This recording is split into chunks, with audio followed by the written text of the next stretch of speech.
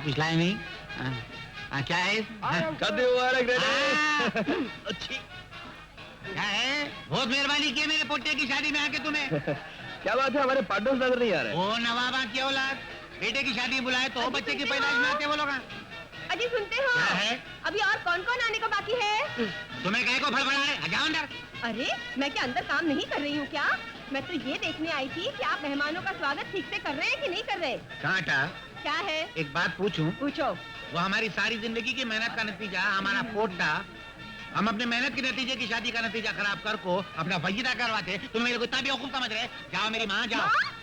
मेरे पोटे की माँ है ना? माँ। जाओ। मौसी, ओहो, दिखता नहीं क्या? मौसी, क्या है? क्या हुआ चिल्लाने को? अरे अंदर गर्मी कितनी हो रही है, मेहमानों की हालत खराब हो रही है, पसीने से कपड़ा से पकड़ा सबका। बिजली का पंखा नहीं, कम से कम एक एक हाथ का ही पंखा दे दो। अरे बेवकूफ, हम लड़के वाले हैं, पंखा देना लड़की वालों का काम है। जाके अंदर लड़की वालों से बोल। हेलो पार्टनर, मुबारक हो। कौन है? धनराज, तुम्हें कहे को है? किधर जाता है? खुद तो हाथ जोड़कर आया था मेरे घर अपने बेटे की शादी की दावत देने के लिए। हाथ जोड़ को आया था, तुम्हारी बेटी, तुम्हारी जोरू को बुलाने को, तुमको बुलाने को कौन आया था? चुप रहता है कि नहीं? शुरू हो गए दोनों। हाँ चलो चलो चलो, तुम्हें जाओ, इन्हें तो लुच्चा है क्या है? हाय राजेश्वर। हाय। अरे भाई राजेश्वर, तुम्हारे पिताजी नहीं है? डैडी का दिल्ली से फोन आया था कि वो एयरपोर्ट से सीधे यहीं आ रहे हैं। अरे क्या बेटा राजेश्वर, तुम्हें मेरे बेटे की जिगरी दोस्त, हूँ। तुम भी देर करके आ रहे? वो गलाटा कर रहा है, अभी तक राजेश्वर नहीं आएगा। मैं दुल्हन को मंगलसूत्र ही नहीं बांधता। नहीं बांधता? उसको मालूम ही नहीं मंगलसूत्र में कितनी गिठाना मारते, तुम्हें बोले उतनी मारता वो। अरे वो हवला है, जल्दी करो। चलो चलो बिच्छू, हाय बिच्छू। अबे बैठ, तू दूल्हा है यार। शादी मेरी तू है नहीं, सूख कर काटा हुआ जाता हूँ मैं। आज के दिन शादी बाद ला बे, आ गई आ गई आ गई आ गई, चल आ गई।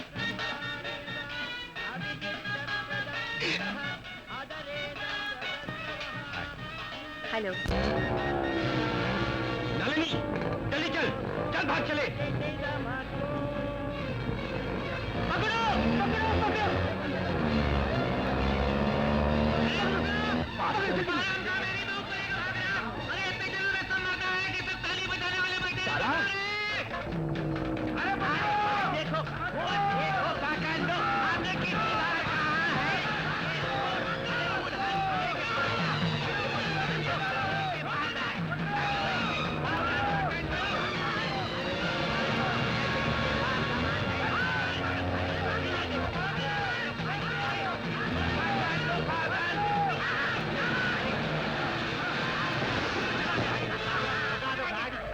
ये देखो, नहीं से पकड़ो साले को, छोड़ दो मुझे। बैठ जाओ प्लीज, बैठ जाओ।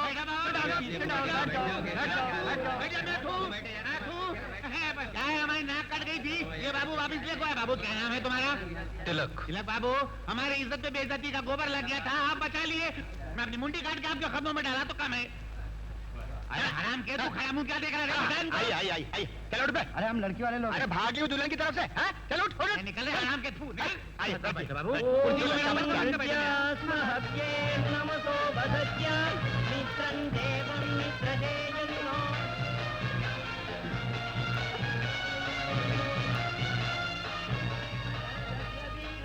बहन, क्या तुम्हें जबरदस्ती शादी के लिए मजबूर किया जा रहा है? ठहरिए पंडित जी, बंद करो ये सब कुछ। क्या है? ये शादी नहीं हो सकती। काहे को नहीं हो सकती? मैं बताता हूँ, हम दोनों एक दूसरे से बहुत प्यार करते हैं, मगर इसके पिता मुझे अपना दामाद बनाने के लिए तैयार नहीं, क्योंकि मैं एक गरीब हूँ। ए मिस्टर, ये क्या? निकलो, मंडप से बाहर निकलो। निकलूं बाहर क्यों? मंडप से हो रही मेरी शादी मुश्किल से। क्या है, काहे को मेरे पोटे को मंडप से उठा रहे हैं? आपकी बातों का जवाब इस लड़की ने अपने शब्दों से और लड़की ने अपने आंसू से दिया है। अम्मा, बाहर निकलो। अम्मा, अम्मा। बैठे रहो वहाँ। हम देखते हैं कौन उठाता है तुम्हें वहां से। ओ मिस्टर, अपनी हैसियत देख फिर बात कर। जिसकी शादी हो रही है उसकी पोजीशन जानता है क्या है? इस बड़ी महफिल में बड़े बड़े लोग हैं, सोसाइटी में क्या इज्जत है जानता है? कितनी बड़ी बड़ी इंडस्ट्री के मालिक हैं ये लोग। इंडस्ट्रीज के मालिक हों या सारी दुनिया की, मगर दिलों के मालिक नहीं है। अपनी दौलत की ताकत से दो प्यार करने वालों को आप जुदा नहीं कर सकते। तो क्या तुम गरीब लोगों की वकालत करने आए?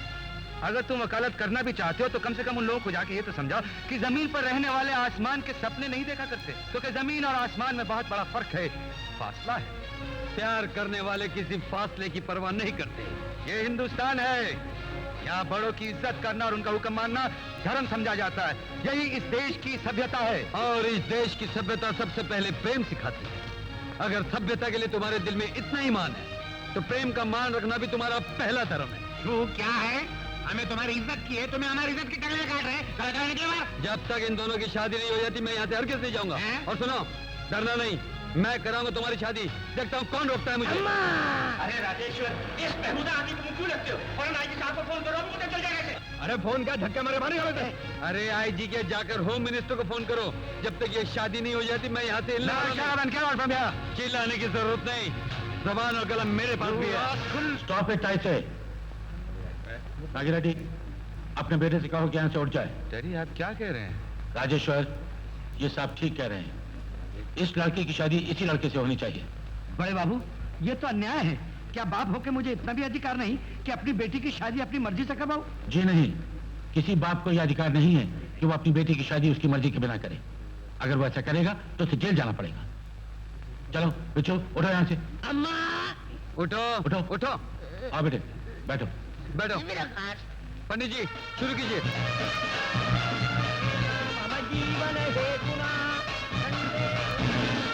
नालायक, उल्लू, पाजी, गधे, गेंडे, तुम्हारी वजह से हमारी भी बेइज्जती हुई वहां पे, और हम जैसे आदमी को प्यार का अपमान करना पड़ा जो प्रेम के पुजारी है। अबे घोंचू, हमारी एक बात समझ में नहीं आती, तुमने ऐसी लड़की पसंद क्यों की जो पहले ही किसी और से प्यार करती थी? मैं कहा रिश्ता ढूंढ के लाया था ये दास, भगवान करे हो जाए इसका सत्यानाश। अबे ओए, उल्टे पुल्टे शायर मेरे गले क्यों पड़ता है साले? तेरी माँ ने रोज रो रो के मेरी जान खा ली थी। दास, मेरे बेटे की शादी करा दो, नहीं तो मैं जान दे दूंगी। उसका भांजा होने के नाते मैंने ये रिश्ता मंजूर करवाया है। एक तो साले रिश्ता लेकर आओ, ऊपर से गालियां खाओ, एक दूंगा पलट। अबे चले, रिश्ता भी लाया तो ऐसा घटिया, आइंदा ऐसा रिश्ता लाया तो एक रख के दूंगा। पिछू, अबे बाजू हट। तू एक काम क्यों नहीं करता? तू खुद किसी लड़की से इश्क क्यों नहीं कर लेता?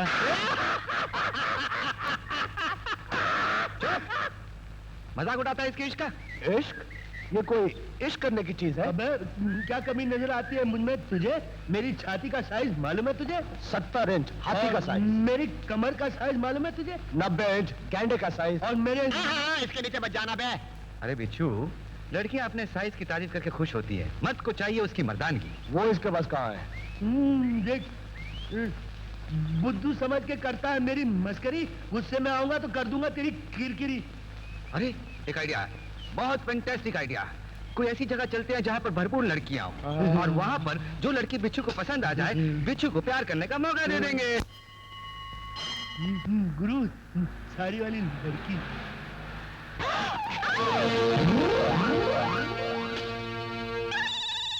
ए मिस्टर, दिखाई नहीं देता क्या? अपनी जीप के नीचे लोगों को कुचल देना चाहते हो? I am sorry ma'am. बहुत सॉरी। उफ, जो नारियल नाग देवता के चरणों में चढ़ाने के लिए लाई थी, तुम्हारी वजह से जमीन पर गिर पड़ा। अरे आपको किसने कह दिया कि भगवान और देवता सिर्फ मंदिर में रहते हैं? अरे वो तो हर जगह है, आसमान में है, जमीन में है, पेड़ में है, इसमें है। नहीं इसमें नहीं। अम्मा। चुप। हमारा मतलब है कि दुनिया के हर कोने कोने में है, तुम में है, तुम्हारे दिल में है। इनमें है, इनके दिल में है, उसकी जगह हर जगह है। थोड़ी देर के लिए समझ लीजिए कि यहाँ पर इनके दिल में, इनकी आंखों में, इनकी मुस्कुराहट में आपने भगवान के दर्शन कर लिए हैं। अरे कहा जल्दी, खैर दर्शन तो हो गए। हाँ? गुरु गुरु गुरु गुरु, तुम कहाँ चल दिए? जाना था हमको उस तरफ और कदम बढ़ा के चल दिए इस तरफ। देखने जा रहा हूँ। अंदर क्या है देखने के लिए? देवी के दर्शन। कौन सी देवी भाई? क्या हो गया तुम्हें? धूप लग गई है क्या? धूप नहीं लगी, चोट। पहले आंखों में, आंखों के जरिए दिल में। ओह, मतलब love at first sight. Yes, you are absolutely right. अब क्या हुआ? अरे भाई क्यों रो रहा है?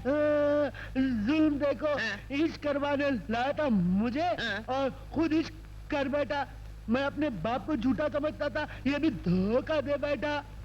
मत रो, चुप हो जा। तुझे भी अच्छी लड़की मिल जाएगी, तुझे भी अंदर ले चलते। ना, अंदर नहीं जाऊंगा। तुम मालूम है कौन है अंदर? कौन कौन? नागी रेड्डी मेरा बाप। साथ आइए। हमें दीजिए ना।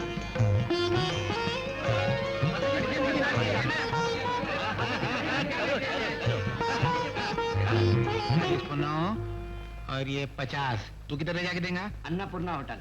हरिओम हरिओम। क्या है? बाहर लोग प्रसाद मांग रहे हैं। वो कल की बासी खीर न जाको बाट। भीड़ बहुत है, प्रसाद कम पड़ेगा। तेरे को पंडित की नौकरी कौन दिया रे? तेरे को दूसरा कोई काम नहीं मिला? ये धोती बांध को, जनेऊ लटका, कोई इतना बड़ा पेट निकाल को कोई पंडित नहीं हो जाता। उठ! मैं तेरे को बाट को दिखाता। हट! हरिओम। चलो हाथ निकालो।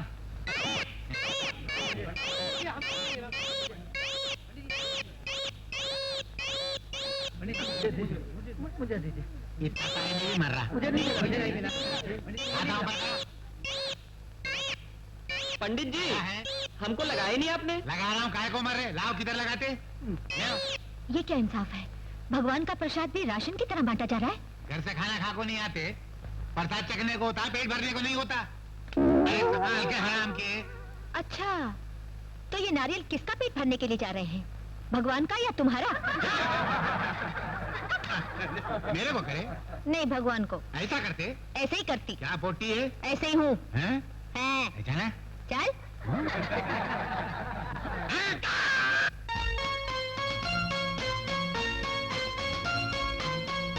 कमाल है, भगवान के दर्शन करने के बाद भी चेहरे से गुस्से का प्रदर्शन नहीं उतरा। क्या लड़की है। तुमने कालिदास की कविता पढ़ी?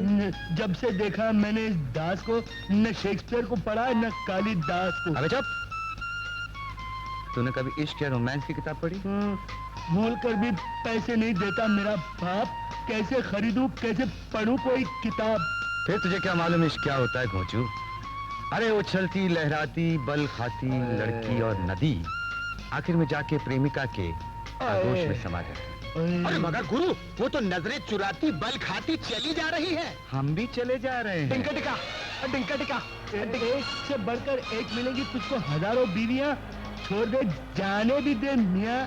अरे अजीब घोंचू आदमी है यार। इसने पहले ही कह दिया कि इस लड़की ने पहली नजर में इसे दीवाना बना दिया। इस बात की क्या गारंटी है कि ये दीवाना हो गया है, वो क्षमा हो गई और ये परवाना हो शर्त लगा गया? दो। चलो शर्त लगाते हैं। तुम हर रोज नई नई गाड़ियां लाते हो ना? करेक्ट। Correct correct. अगर इसने उसी रंग की साड़ी पहनी जिस रंग की तुम्हारी गाड़ी हो, तो हम मान जाएंगे कि तुम दोनों का प्यार सच्चा, बनना गड़बड़ा है। बड़ा घटिया तरीका है शर्त लगाने का। क्या? हमारा शर्त तो ये लगाओ कि हम उस रंग की गाड़ी लेकर आएंगे जो रंग की ये साड़ी पहन के आएंगी। वाह, मंजूर है, लेकिन इतना याद रखना कि अगर ये बाजी तू हार गया ना, तो समझना मैदान मैं मार गया।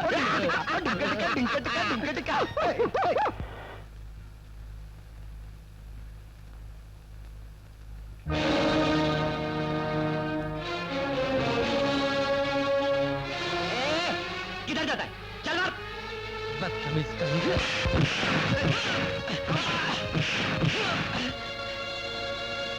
माँ, चलो मेरे साथ।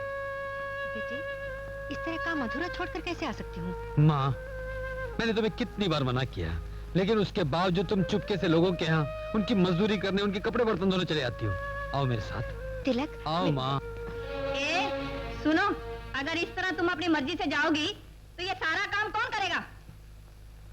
जब तुम लोग अपना खाना अपने हाथों से खाते हो, अपनी दौलत पर खुद ऐश करते हो, अपनी जिंदगी के मजे खुद लूटते हो, तो फिर अपना काम भी खुद ही कर लिया करो। हाँ हाँ मालूम है, तुम जाओ, निकल जाओ यहाँ से। असल में ये लोग काम करने थोड़े आते हैं, बल्कि मतलब से आते हैं। सुबह खाली हाथ आते हैं, शाम को जाते वक्त कुछ ना कुछ चुरा कर ले जाते हैं। ठीक है। तुम लड़की जात हो, तुम्हारी जगह कोई और होता तो तिलक, हमारी जेबों में भले ही दौलत की गर्मी ना हो, लेकिन हमारे खून में बहुत गर्मी है, बहुत जान है इसमें। तुम लोगों की तरह एयर कंडीशन कमरों में बैठकर हमारा खून जम नहीं गया। चलो। स्टूपिड, इस प्रजाराज ने हर 2 कौड़े के आदमी को बोलने की आजादी दे रखी है, इसलिए हर भीख मंगा जहाँ मौका मिलता है बकवास करके यहाँ रुका कर चला जाता है। चलो बेटी, छोटे लोगों के मुंह नहीं लगते, चलो। तिलक, इतना गुस्सा करने से, इतनी गर्मी दिखाने से पेट की आग तो नहीं बुझती? तुझे नौकरी मिलती नहीं, मुझे काम नहीं करने देता, तो फिर ये घर कैसे चलेगा? नहीं चलता तो मत चलने दो, हम भूखे रहेंगे, लेकिन आज के बाद तुम काम नहीं करोगी माँ। तू अपनी माँ को एक दिन भूखा देख सकता है, मगर कोई माँ अपनी औलाद को भूखा नहीं देख सकती। माँ, तू क्या समझता है, आज तक बगैर नौकरी किए तो इतना बड़ा हो गया, बिना मजदूरी किए पढ़ाया लिखाया। माँ का अपने बच्चे को दूध पिलाकर परवरिश करना कुदरत का निजाम है, मगर जवान होने के बाद अपनी माँ का पेट भरना औलाद का फर्ज होता है। ओहो, फिर तुम माँ बेटे की बहस शुरू हो गई। देखो शारदाबेन, ये जो कह रहा है उसके शब्दों में जवानी की गर्मी और बेकारी की आग झलक रही है, और तुम जो कह रही हो उसमें जिंदगी का तजुर्बा। तुम दोनों अपनी अपनी जगह पे सही हो, किसी का कसूर नहीं है।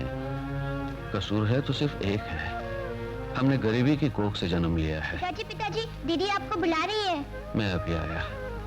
ये रही आपकी किताब। ये नहीं, छोड़ो।